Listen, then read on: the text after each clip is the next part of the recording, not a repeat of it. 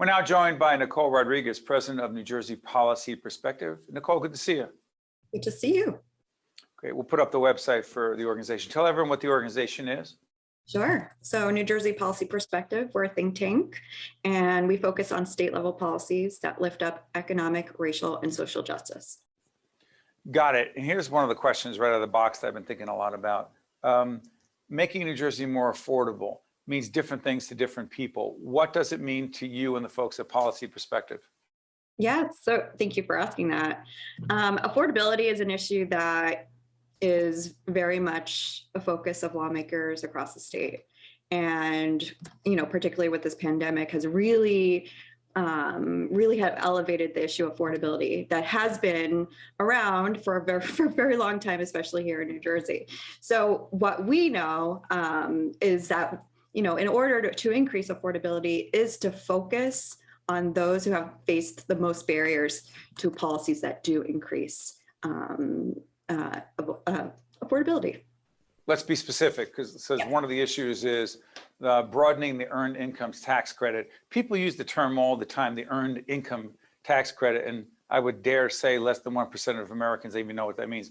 What is it, and what does it mean to broaden and expand it? Sure. There's a federal and a state level earned income tax credit. The federal level provides, it's based on income, and it's a credit you receive after filing taxes. And it is targeted to lower income people. And the states, many states like New Jersey, has a similar credit where you would get a portion of that funding back. So like right now we have 40% of the credit. We receive additionally on top of the federal in using state dollars. Let me try this. The issue of childcare is a big issue for us. We have a reimagined childcare series we've been doing for several years that talks about accessibility, affordability, quality childcare. What is New Jersey Policy Perspective's priority when it comes to childcare? So childcare, because there's a tax credit there as well. Yeah, that we are focused on creating a state level child tax credit. And we used to have one at the federal level that expired. So many families are now, they had relied on this extra funding each month to make ends meet.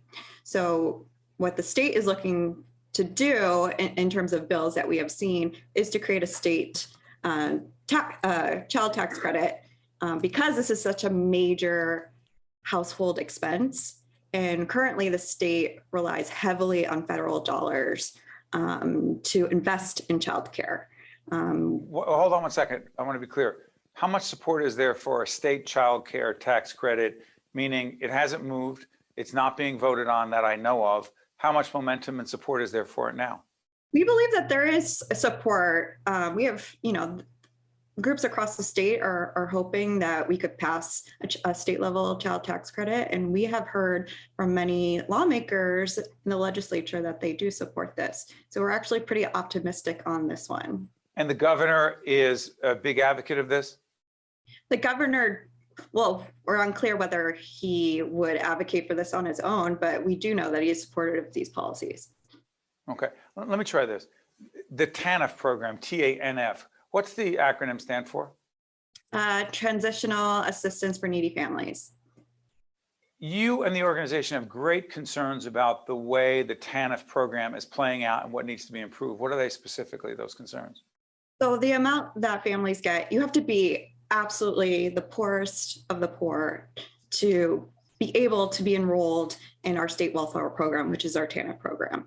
And there's a lot of hoops and barriers that these families have to play and do to actually get access and continue to get access to relief, any sort of assistance. So part of the expansion would not only raise the credit of what families would receive, but also removing a lot of the barriers that do exist. Let me try a broader, in the 2 minutes we have left. You've got, we're also, you're looking for more support and relief for undocumented families. Put all this together. Some would argue that's a very quote, progressive, which is why New Jersey Policy Perspective talks about progressive policies. Others use the word liberal. Others, and you know this, the S word is being used more and more, socialism. Question, how much of what you are talking about has the potential, Nicole, to fall in this morass of political language that's a progressive, socialist, liberal policy. The country is more down the middle. That's not what the country wants right now. And you're smiling because you know what I'm talking about. A, and B, how much harder does it make to get these things done, not just New Jersey, but nationally? I think you raise such an important point.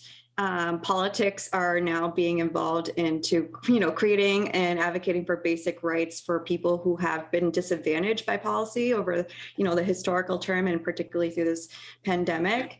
And what we're looking to do, if you make the state affordable and reduce barriers to people who need it the most, who need the most support, then you're creating access for everybody else.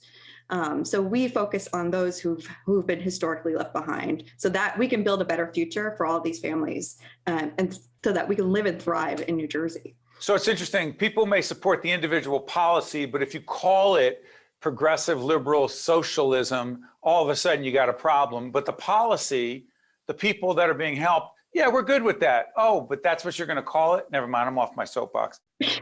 Nicole Rodriguez is the president of New Jersey Policy Perspective. Nicole, I want to thank you so much for joining us.